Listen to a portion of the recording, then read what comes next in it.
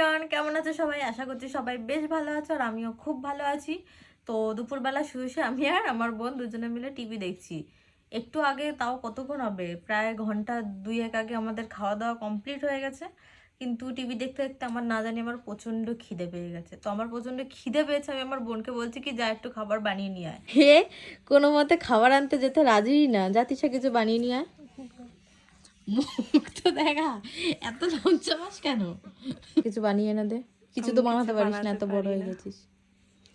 এক কাজ কর, ফ্রিজে আইসক্রিম রয়েছে, আমাকে আইসক্রিমের কৌটোটা এনে দে আর একটা চামচ এনে দে রান্নাঘর থেকে। নিজে গিয়ে এনে যা না, এরকম করিস কেন? যা না, মানুষের বোনেরা কত ভালো।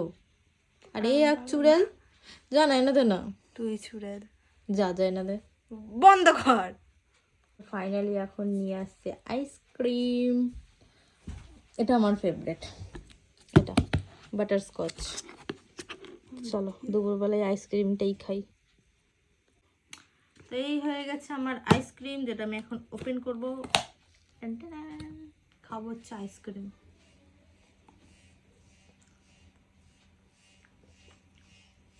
হালকা হালকা গলে গেছে কিন্তু সেই লাগছে, আমার ফেভারিট এটা।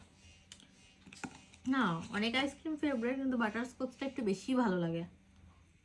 আর উনি হচ্ছে চকলেট দা, হচ্ছে চকো ব্রাউনি ফ্লেভারের আইসক্রিম। এটা তিশা খায় বেশি, আর আমি এটা।